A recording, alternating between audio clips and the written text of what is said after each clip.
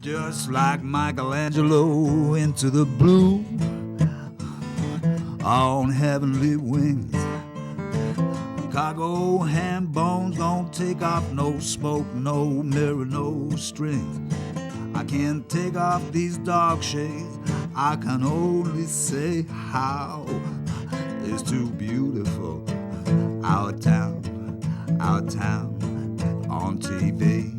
Our town, there's you and me. Upside down, hanging out of an airplane.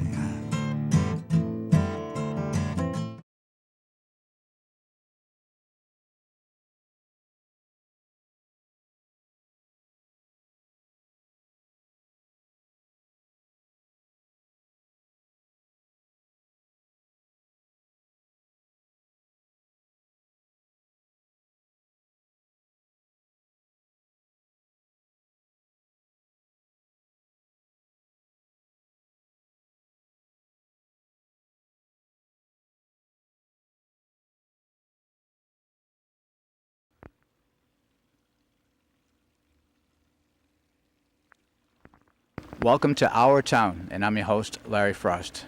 We have a great show for you today. In the first segment, we'll have some beautiful shots of Amesbury in the summer. In the second segment, we'll be going to the Senior Center, where we'll be seeing Senator Steve Baddour and Representative Michael Costello will be serving ice cream.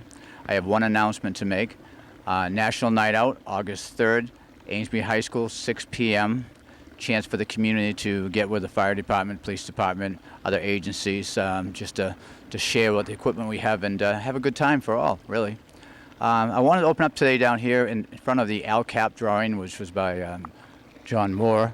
As you all know, ALCAP came from Amesbury.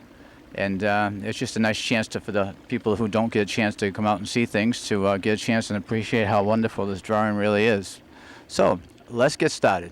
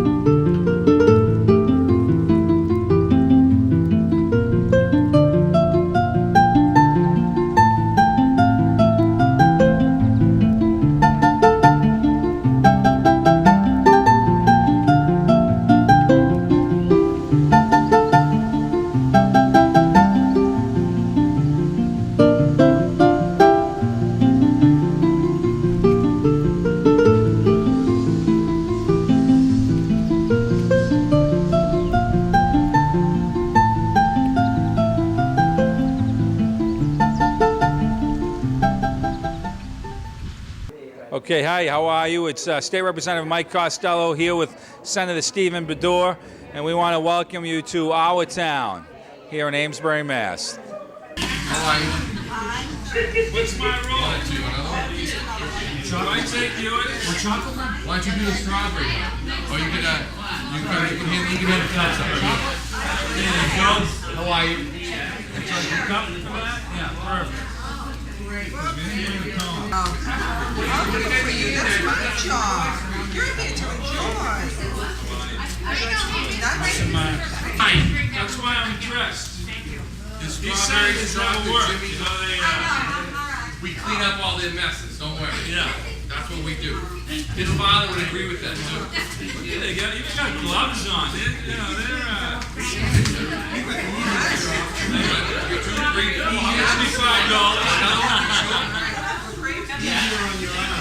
That's right. We don't want to work out.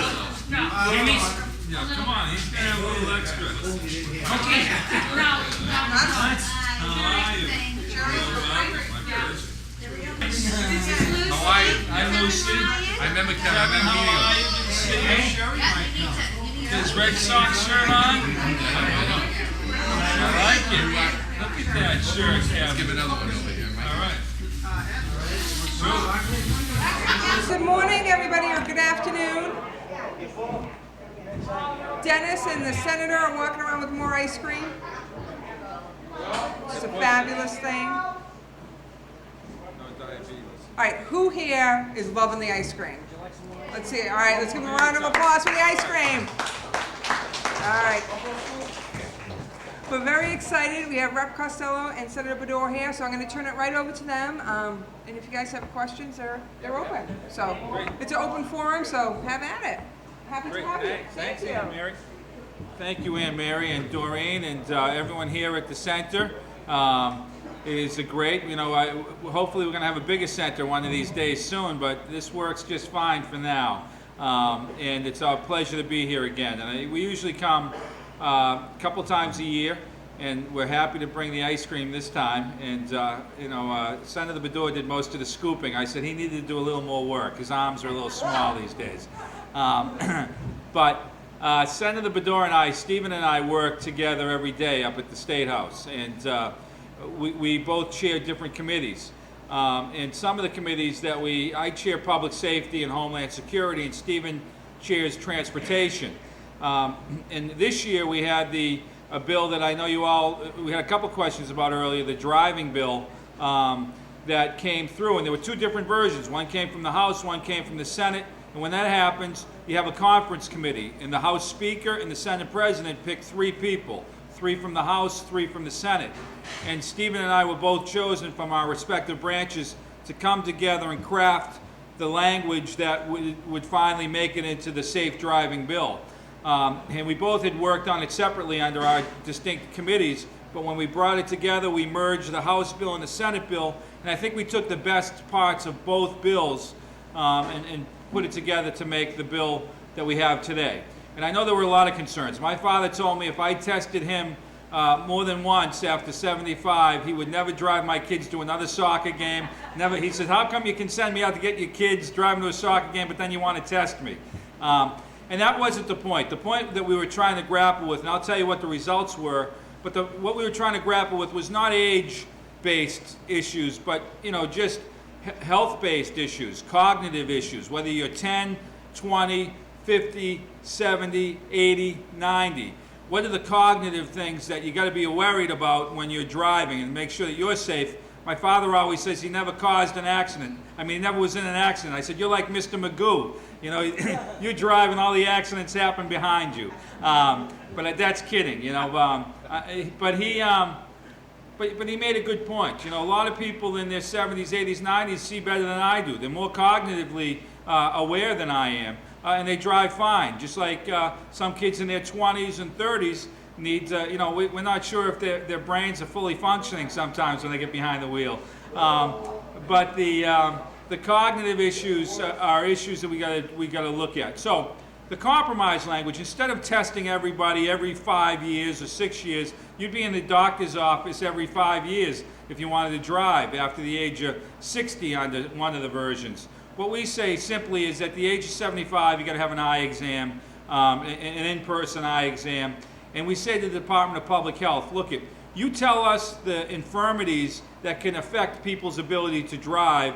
You set out the list, and then we send that out to doctors and hospitals to say, look, if someone comes in and they are suffering from one of these cognitive infirmities, it's important that you tell us about it so that we know, and we set up how we can screen driving. Because we want to make sure that the roads are safe for everybody. And you know, I'm not too sure. I've listened to a lot of statistics, and Stephen chairs transportation, so we both get a lot of statistics every year. But the statistics on senior driving, when you look at them, they're pretty good. I mean, senior drivers drive slower. Senior drivers aren't on the cell phones all the time. They usually got both hands on the wheel. They're aware, and they drive a lot better than some of the folks in my generation and younger who are on the cell phones, texting, talking to friends, playing with the radio, not paying attention. So, you know, we recognize that. So the second part of the bill was dealing with that group of that type of behavior, how you text, you're not watching the wheel and not paying attention. So that part was the texting piece, and we basically said, look, you can no longer text while driving. That is a crime, and we can pull you over for it. So if you get a text and you see the kids looking down, you see, not even kids, you see people my age, and quite frankly, I even have to check it because we have Blackberries that are attached to us, Stephen and I, and we're getting calls all the time, and it's tempting to say, hey, who's calling me, and take a look down. But as soon as you look down, your eyes are off the road. So it was a big bill. We worked together. We thought we passed a good compromise. Hopefully it doesn't put too much of a burden on you if you've been a safe driver and you have no issues. And hopefully it makes roads safer, and I think it will.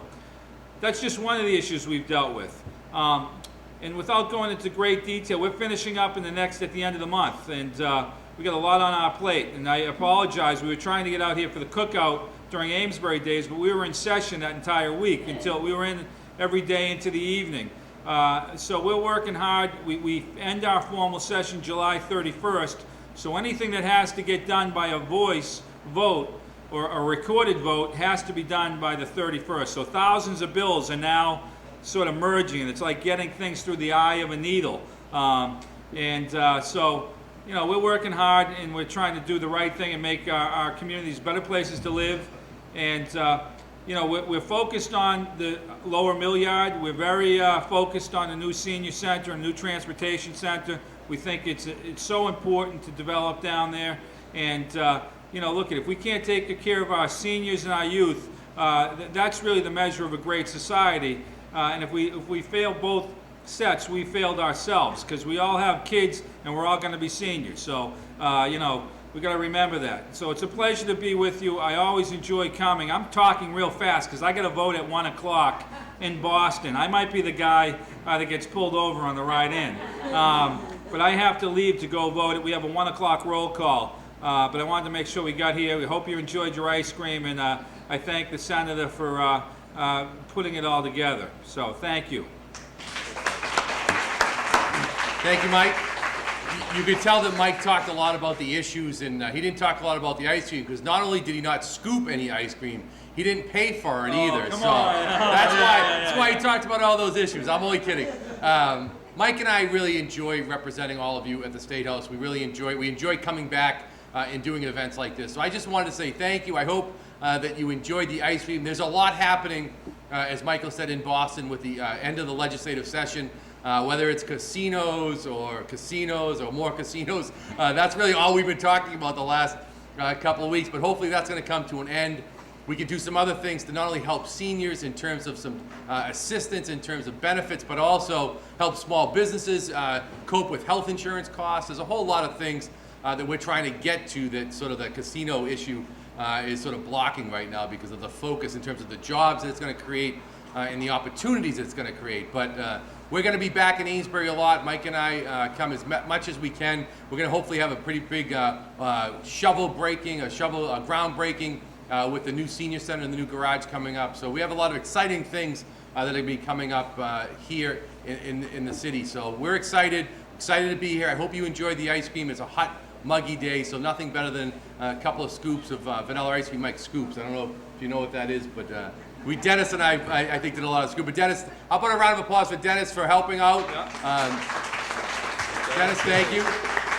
Fred would have been here, but Fred's actually on vacation this week. Mike drives him absolutely crazy, as you all know. So Fred, every once in a while, has to get away from both Mike and I in terms of what we do. But again, thank you. If there's any questions, I know Mike has to get back to Boston, and I have a couple other meetings that I need to go to. But be happy to answer any questions that you might have, or just get some more ice cream, whatever your pleasure is.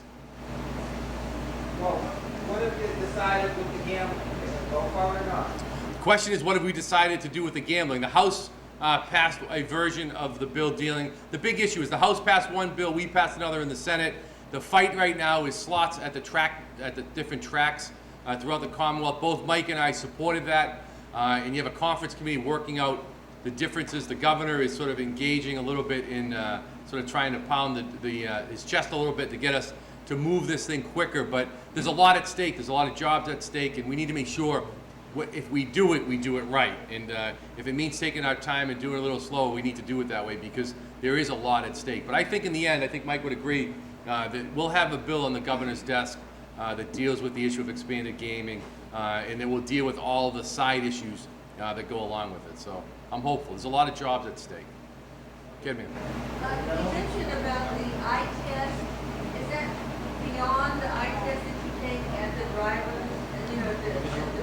Right. The question is in terms of the eye exam that takes place for the driving wheel. Right now, under the law, every 10 years, you're required to go in, whether you're 16 and a half or 100.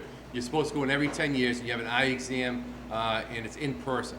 Every 5 years, you're able to sort of renew online. What we did under the law was we said this: once you reach age 75, it's every 5 years you have to go to the registry and have an exam in the registry, the same one that you would take today. So there's no difference. Yeah, it's at the registry. Good, sir. I got two questions. One question is comments. One question You is sound like me. I got more comments than questions. down at the Lower Mill Yard. Yeah. If you want to open up that area, you could have a bridge going across the hall. It would have to be a little larger. So a walking bridge, so you can get down into the playhouse. Yeah. Heritage Towers, right? Yeah. The towers. In that area, Yeah. where the cafe is. Yeah. The hall. Yeah. That would open up that Right. whole area. Yeah. People will be using it much more. Right. Like going down Water Street, going across, either down towards Robin Street or further down Right. behind the playhouse. Right. That would open that whole area. Yeah. Well, I think you got a great point. I mean, ultimately, that area we're doing the Riverwalk, and that's been in the works to come down from downtown. But you still, if you're down at the towers, you got to walk uphill and then downhill. Whereas if you could stay down below, it would be great.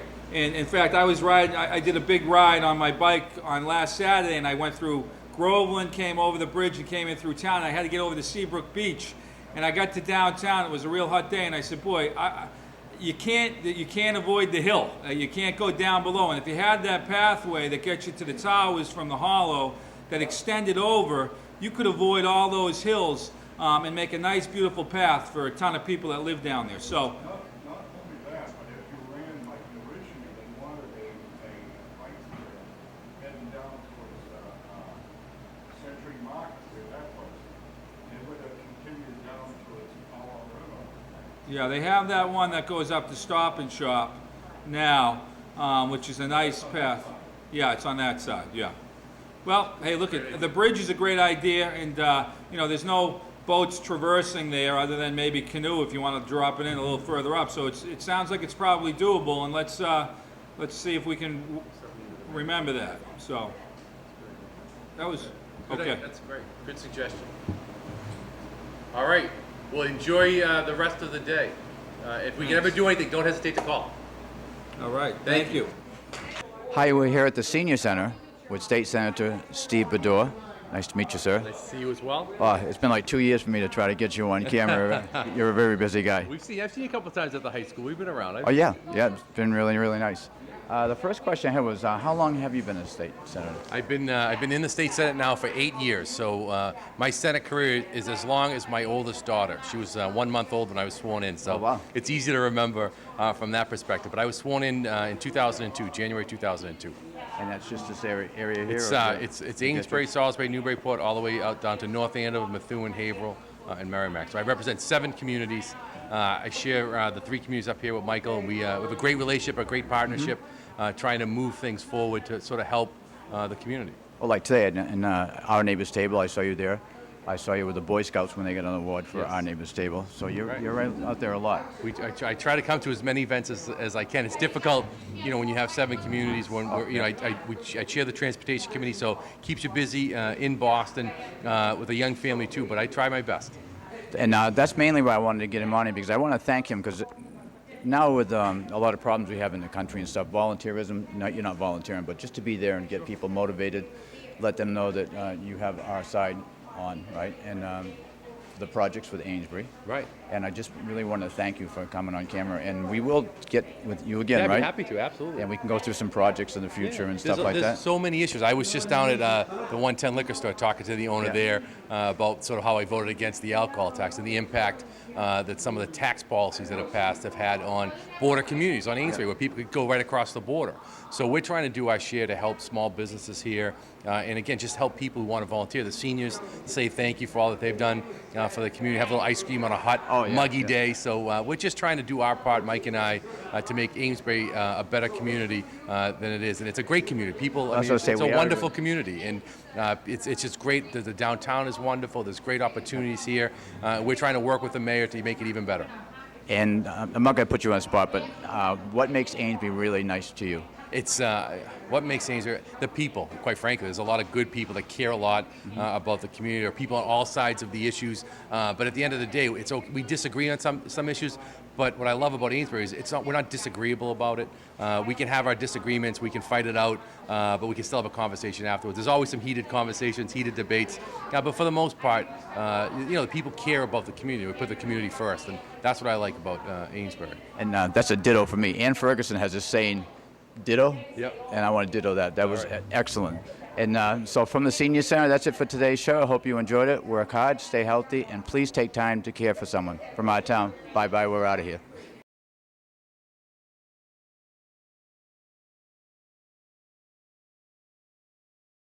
Just like Michelangelo into the blue on heavenly wings. Cargo ham bones don't take off, no smoke, no mirror, no string. I can't take off these dark shades.